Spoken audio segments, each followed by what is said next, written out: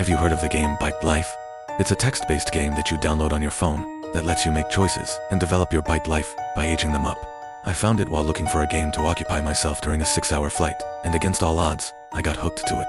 I'm not much of a gamer, unless you count Candy Crush, but for some reason this game really drew me in. All the options and unique scenarios just kept me coming back for more. My first Bitlife died as a mid-level salesman. The next was a famous musician. The one after was a notorious serial killer. Every new Bitlife was different, and every one more interesting than the next. One day, I was lying on my couch, sipping on a vitamin water as my latest Bitlife lived out his final years. He was a very successful CEO, married to his partner for 40 years, and was the loving adopted father of 2 boys. The Black Death screen popped up as I aged him up one last time. Gary Newell died at the age of 82. He passed away peacefully in his sleep. I let out a satisfied sigh. Gary lived a very fulfilling, very successful life. I took another sip of my water, letting the silence of my apartment envelop me for a few moments. I checked the time. 9:18 p.m., enough time for me to start a new life. I clicked the little sperm icon to start again. My phone froze, the screen becoming unresponsive for a few seconds. Frustrated, I locked and unlocked the screen to try to get it to work again. It flickered back to life, the app opening again. I gasped as double-checked the new name. Rita Thatcher, the exact same name as me. I let out a laugh, trying to imagine what the chances are that the random name would be mine. I decided I was going to give little Rita the best life possible, make her a CEO, or a famous painter, maybe even a movie star. Feeling excited, I took a look at the information screen. I was born a female in Glasgow, UK. My eyes went wide as I double-checked the location. I was born in Glasgow. My excitement slowly faded to a dull sense of dread as I continued to read. Born the 28th of November, same day as me. The feeling of dread grew as I read the names of the parents. David Thatcher, writer, age 29, Willow Thatcher, police officer, age 27. Those are my parents' names. My dad was a writer, and my mom was a police officer back in those days. I quickly did the math, and the ages also matched. With shaking hands, I clicked age up. Age, 1 year.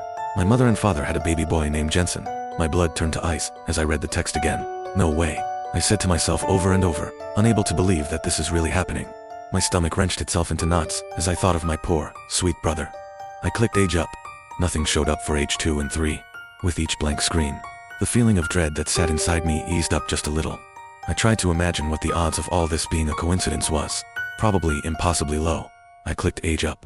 Age 4, your parents want to buy you and your brother a pet spaniel named Daphne. I let out a shriek as I dropped my phone and scrambled to the other side of the couch. I fell off the edge, my butt hitting the cold tiled floor. I sat there for a bit, curled up and taking deep breaths.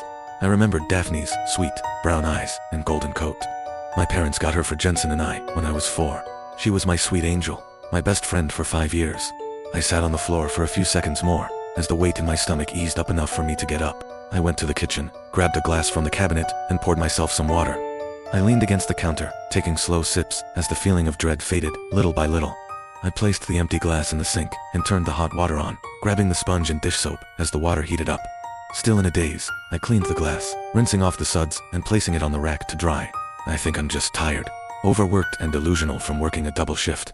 I'll just turn off the game and go to bed. I jumped as a ping sounded from the lounge. It's my phone, letting me know I had a message. I made my way to the lounge, sitting back on the couch as I picked up my phone and glanced at its screen. Bitlife was still open, its text waiting patiently for me as I swiped down and checked the notification. It was from Bitlife. Don't leave just yet, it said. You must be losing your mind, Rita, I told myself as I clicked age up, bracing myself for whatever came next. It's just a game, I tried to tell myself. It didn't help. Age, 6 years. My dad is now addicted to alcohol. I tried to lock the phone, my hands fumbling over the button over and over in a panic. The screen refused to lock, the text becoming blurry as I started to cry. In frustration, I threw my phone across the room. It gave a loud crack as it bounced against the wall, its screen ripping off and hanging from the main body. The phone started pinging, slowly at first, but picking up speed until it became a torrent of noise. Mechanically, I made my way over to it, delicately picking up the screen as its cabling snapped off and left the main body behind. Impossibly, notifications flooded across the top of its lit screen. Don't leave just yet, Rita, it said, all from Bitlife. I watched as they flickered by. Suddenly they stopped, one final message popping up from the text app. It was from my dad. Keep playing, Rita. I clicked age up. Age, 7 years. My brother Jensen died at the age of 6.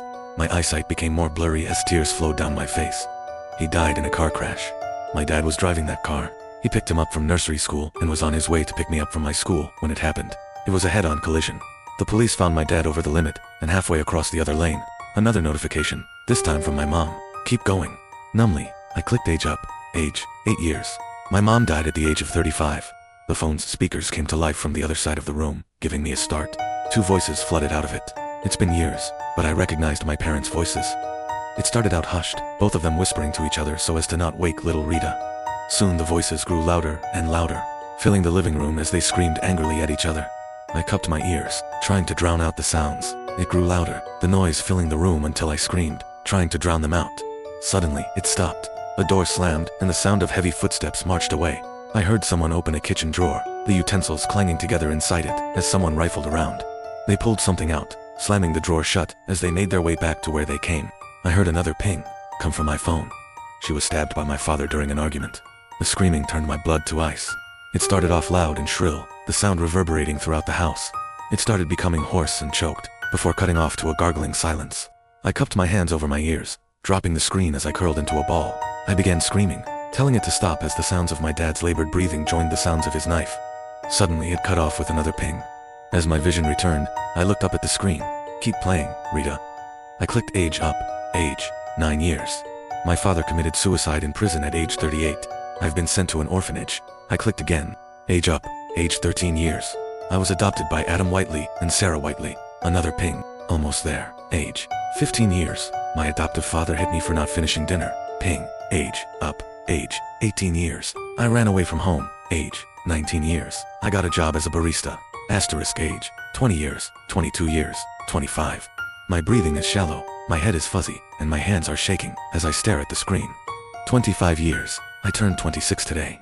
I jumped as I heard another ping. Almost there. I clicked age up. The black death screen popped up. Rita Thatcher died at the age of 26. I screamed as I heard my front door creak open. She was killed while at home.